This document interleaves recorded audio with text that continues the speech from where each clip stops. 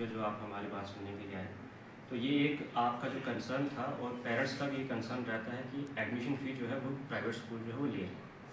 सबसे पहले तो ये बात क्लियर कर दूं कि कोई भी प्राइवेट स्कूल जो है हमारे जोन कोटरंका में, इवन के रजौरी और जम्मू में भी कोई भी प्राइवेट स्कूल जो है वो एडमिशन फ़ी नहीं चार्ज कर रहे। एडमिशन फ़ी जो है वो कम्प्लीटली बैन है 2002 के बाद। उसके बाद कई सारी अमेंडमेंट हुई हैं स्कूल एजुकेशन एक्ट में, जिसमें ये क्लियरली लिखा गया है कि कोई भी स्कूल जो है एडमिशन फ़ी नहीं ले सकता। एक्चुअल में जो एडमिशन फ़ी है वो कैप्टेशन फ़ी को कहते हैं, जो फर्स्ट टाइम जब बच्चा इनरोल होता था किसी स्कूल में तो उस वक्त दी जाती थी, और एनुअल चार्ज जो है वो एनुअली लिया जाता था। अब हमारे यहाँ पे बदकिस्मती की बात ये है कि मैक्सिमम जो पेरेंट्स हैं या स्कूल वाले भी हैं, उन्होंने इस चीज़ पे जो इस चीज़ में से फ़र्क जो है वो नहीं निकाला कि एडमिशन क्या है वो एनुअल क्या है। आम तौर पे यहाँ पे यही चलता रहा कि हमने एनुअल चार्ज को ही एडमिशन फ़ी जो है उसका नाम दे दिया और वही चलता रहा। एनुअल फ़ी जो है वो एक्चुअल में एक ऐसे फंड में डिवाइड होती है जो एनुअल एक्सपेंडिचर आता है स्कूल का। फॉर एग्जांपल एक बच्चा 12 महीने के लिए एक स्कूल में एडमिट होता है, तो उस 12 महीने में जो खर्चा उस पर आएगा वो सारे एनुअल चार्जेस में इंक्लूड होता है। स्कूल की जो रनिंग कास्ट है उसमें वो आती है, स्कूल का रेंट जो है वो आता है।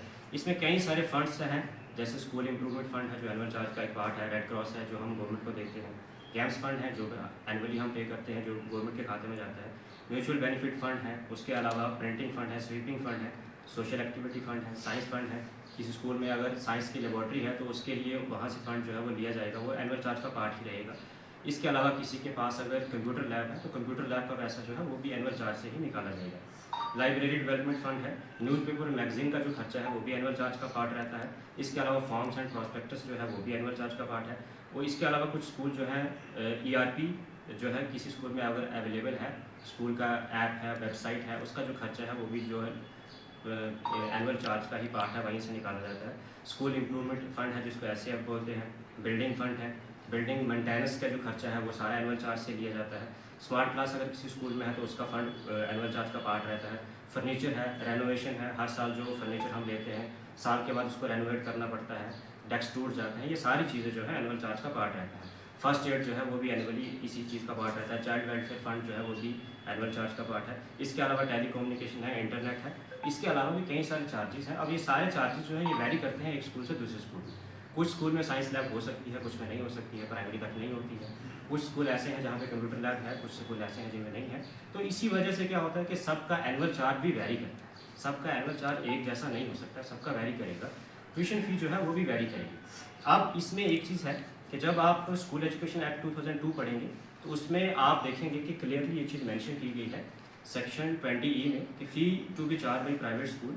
इसमें कानून ये इजाज़त देता है हमें कि private school shall not charge any fee from the student और गार्डियन एक्सेप्ट ट्यूशन फ़ी लेने की इजाज़त है हमें, एनुअल फ़ी लेने की इजाज़त है हमें, ट्रांसपोर्ट फ़ी ले सकते हैं और वॉलंटरी स्पेशल पर्पज़ फ़ी ले सकते हैं। यही चीज़ जो है जब आप डायरेक्टर स्कूल एजुकेशन का ऑर्डर देखोगे, जो सर्कुलर उनका है 28/3/2024 का, उन्होंने भी इसी चीज़ में, इसी अपने ऑर्डर में सेक्शन 20E1 का जो है वो रेफरेंस जो है दिया है, जो मैंने आपको ओरिजिनल कॉपी से अभी बताया है। इसमें भी वही लिखा है कि आप एनुअल फ़ी ले सकते हैं, ट्यूशन फ़ी ले सकते हैं, ट्रांसपोर्ट फ़ी ले सकते हैं और वॉलंटरी स्पेशल पर्पज़ फ़ी ले सकते हैं। इसमें जो ट्यूशन फ़ी है, ट्यूशन फ़ी जो है बच्चा जो मंथली हमारे पास पढ़ता है उसके जो पैसे हैं वो बच्चे से लिए जाते हैं। ट्यूशन फ़ी जो है वो 3 कंपोनेंट में डिवाइड होती है। एक तो सैलरी टू स्टाफ जिसमें टीचिंग और नॉन टीचिंग दोनों आते हैं। इसके अलावा वाटर बिल है और इलेक्ट्रिसिटी बिल है। इसके अलावा तमाम अखराजात जो पूरे साल में होते हैं वो सारे के सारे जो है एनुअल चार्ज का पार्ट रहते हैं, ट्यूशन फ़ी का पार्ट नहीं रहते। इसके अलावा जो ट्रांसपोर्ट फ़ी वही बच्चे देंगे जो ट्रांसपोर्ट फैसिलिटी अवेल करते हैं, जो नहीं करते वो नहीं देंगे। इसके अलावा स्पेशल वॉलंटरी फ़ी जो है वो इन नेचर है, जिसमें कोई बच्चा अगर पिकनिक पे जा रहा है, एक्सकर्शन पे जा रहा है तो वो वॉलंटरी है, अगर वो जाना चाहता है तो वो देगा, अगर वो नहीं जाना चाहता तो वो नहीं देगा। अच्छा, अब इसमें एक सवाल है कि क्या हर स्कूल की ये एनुअल फ़ी और ट्यूशन फ़ी अलग अलग है या फिर ये तमाम स्कूलों की सेम रहती है, और अगर अलग अलग है तो वो किन शराइत पर अलग है? देखें जी, जो ट्यूशन फ़ी और एनुअल चार्जेस हैं वो जैसे मैंने अभी आपको बताया, ये हर स्कूल की वैरी करती है एक स्कूल से दूसरे स्कूल के साथ। उसका रीज़न सबसे पहले यही है कि एक स्कूल जो है वो जो उसका जो इंफ्रास्ट्रक्चर है उसके बेस पे उसका एनुअल चार्ज जो है वो फिक्स होता है, उसका कितना रेंट जा रहा है, उसके बाकी अखराजात कितने हैं। तो इसी तरीके से हर स्कूल का रेंट बराबर नहीं होगा, किसी के पास इंफ्रास्ट्रक्चर बहुत ज़्यादा है, किसी के पास बहुत कम है, तो इस तरीके से एनुअल चार्ज जो है वो वैरी करता है एक स्कूल का दूसरे स्कूल के साथ। हम क्या करते हैं, जितने भी प्राइवेट स्कूल हैं, हमारी जो फ़ी है वो हम अपनी मर्ज़ी से जो है वो डिसाइड नहीं करते हैं। फ़ी फिक्सेशन कमेटी है जो हमारी फ़ी को रेगुलेट करती है। हम अपनी पूरा उनका जो परफॉर्मा है उसके तहत फाइल सबमिट करते हैं। उसके बाद वो सारा कुछ देख के उसके बाद ही जो है फ़ी जो है उसको फिक्स किया जाता है। इसी तरीके से ट्यूशन फ़ी में भी यही चीज़ है। ट्यूशन फ़ी भी सब स्कूलों की वैरी करती है। बहुत सारे स्कूल ऐसे हैं जिनमें कंप्यूटर क्लास एक्स्ट्रा होती है, तो उनकी फ़ी 40 रुपये 50 रुपये एक्स्ट्रा हो सकती है ट्यूशन फ़ी। साइंस लैब हो सकती है, वो एक्स्ट्रा उसमें चार्ज करेंगे। स्मार्ट क्लास हो सकती है तो उसके लिए भी एक्स्ट्रा करेंगे। कुछ स्कूल की कम है, हो सकता है वो सब्जेक्ट कम लेते हो, कुछ स्कूल में ज़्यादा होगा। तो इस तरीके से वैरी करती है, सबकी सेम नहीं हो सकती। अच्छा, अभी बच्चों से जो है वो फ़ी मांगी जाती है, तो इसके हवाले से थोड़ा क्लियर करेंगे। देखिए सर, छुट्टियों का जहाँ तक ताल्लुक है, वहाँ पे ये है कि जो बच्चा है हमारे पास जो एडमिट होता है वो 12 महीने के लिए होता है। 12 महीने का एक सेशन है और 12 महीने हम उस सेशन में बच्चे को सर्व करते हैं, पेरेंट्स को सर्व करते हैं। तो इसी तरीके से हमारे पास जो टीचिंग नॉन टीचिंग स्टाफ है वो भी 12 महीने के लिए ही आता है। अगर 12 महीने के लिए वो हमारे पास काम करता है तो हमारा तो फ़र्ज़ बनता है कि उसको 12 महीने की सैलरी दी जाए।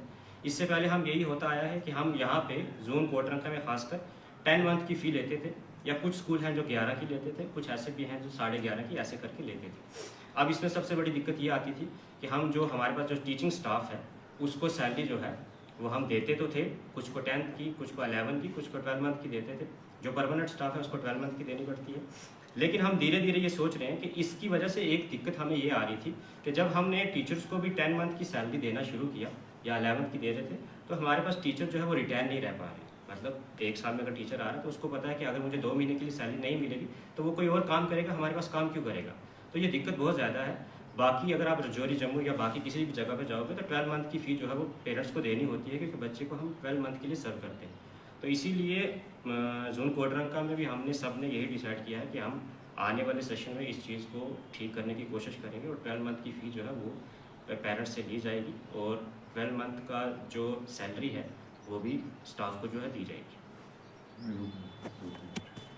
जोन कोटरंका के 25 स्कूल हैं, सबको अगर आप देखोगे तो सब में ऑल अराउंड 30% बच्चे ऐसे हैं जो फ्री एजुकेशन लेते हैं। तो ये कोटरंका में ही है कि इतना कम हमारा जो टर्नओवर है वो जाता है, फिर भी हम क्या करते हैं कि 30% के अराउंड ऐसे बच्चे हैं हमारे पास जिनको हम फ्री में एजुकेशन जो है देते हैं। इसके अलावा बहुत सारे स्कूल ऐसे भी हैं जो खुद से यूनिफॉर्म, खुद से उनकी बुक्स, सारा उनका जो स्टेशनरी है, स्टेशनरी का जो खर्चा है साल का, वो सारा जो है खुद से अरेंज करके उनको देते हैं। तो इसके अलावा जो मैं यही सबसे यही कहना चाहूँगा कि प्राइवेट सेक्टर जो है वो अपनी कंट्रीब्यूशन जो है वो सोसाइटी में दे रहा है। तो हमें चाहिए कि हम सारे मिल के जोन कोटरंका में खासकर जो एजुकेशन सेक्टर है इसको इम्प्रूव करने की काफ़ी हद तक ज़रूरत है। प्राइवेट और गवर्नमेंट सेक्टर जो है मिल के इस चीज़ में अगर काम करेंगे तो आने वाले दौर में जो है एजुकेशन जो है उसमें काफ़ी इम्प्रूवमेंट जो है यहाँ पे हो सकती है। एक आखिरी सवाल है कि देखिए जी, हर स्कूल का अलग अलग एक नेचर है काम करने का। तो मैं सब पेरेंट्स से यही कहूँगा कि आपका बच्चा जिस भी स्कूल में पढ़ता है, आपका ये पूरा फ़र्ज़ बनता है कि आप जाके 15 दिन के बाद, 20 दिन के बाद जाके अपने बच्चे की रिपोर्ट जो है वो लें कि क्या बच्चे में किस चीज़ की कमी है, कितना बच्चा उसका इम्प्रूव हुआ है। तो ये सारी चीज़ें पेरेंट को जो है देखना चाहिए। बदकिस्मती की बात ये भी है कि आज के दौर में बहुत सारे पेरेंट्स जो है वो बच्चों पर ध्यान नहीं देते हैं। शायद इसी वजह से क्या हुआ है कि हमारी सोसाइटी में जो वैल्यू सिस्टम है वो कम हो गया है, तो वैल्यूज़ की तरफ ज़्यादा ध्यान नहीं दिया जा रहा। तो पेरेंट्स को चाहिए कि वो अपने बच्चे का एक ट्रैक रिकॉर्ड रखे, उसकी एकेडमिक साइड भी और बाकी तमाम चीज़ों की तरफ भी, ताकि बच्चा उसका जो है किसी भी गलत एक्टिविटी में जो है इन्वॉल्व ना हो। आज हम ये भी देखते हैं कि हमारी सोसाइटी में कितने सारे ड्रग्स के केसेस जो हैं वो रहते हैं, कितने सारे बच्चे जो हैं इन चीज़ों में मुब्तला हो रहे हैं। तो ये कहीं ना कहीं पेरेंट्स की वजह से ही है, क्योंकि पेरेंट्स जो है इन चीज़ों को इग्नोर करते हैं। कई बार स्कूल भी जो है छोटी मोटी गलती को इग्नोर कर देता है, पेरेंट्स भी इग्नोर कर देते हैं। लेकिन इन चीज़ों को इग्नोर नहीं करना चाहिए, हमें टाइमली जो है इस चीज़ पे रिस्पॉन्ड करना चाहिए, ताकि आने वाले दौर में जब बच्चा जब बड़ा हो जाए तो उसको किसी चीज़ की हैबिट जो है, बैड हैबिट जो है, बनाना है।